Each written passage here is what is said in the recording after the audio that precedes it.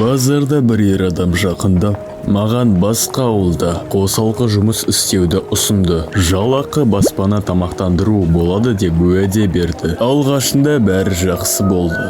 Бірақ кейін ол қол көтере бастады. Құжаттарымды, телефонымды тартып алып, тегін жұмыс істеуге мәжбүрледі.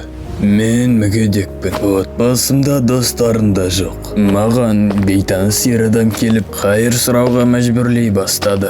Барлық табысты алып қоятын. Ал олардың қойған жоспарын орындамаған жағдайда күш көрсетумен қорқытатын.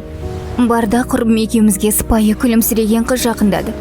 Модель ретінде жұмыс істеуді ұсынып, жоғары жалақы болады деп уәде берді. Егер ұнамаса кетіп қаласыңдар деді. Алайда біз адам саудагерлерінің қолына түсіп қалыппыз.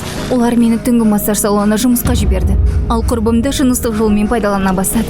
Бізді қорқытып бопсалады. Әлеуметтік желілерде стримдердің жұмысы туралы хабарландырулар толып кетті. Жұмыс шарты тиімді болғандықтан хабарландыруға жауап бердім. Бұл стандартты стримдер емес болып шықты. Мен жеңгетайлардың тұзағына түсіп қалыппын. Мені қарызға батырып жібермей қойды.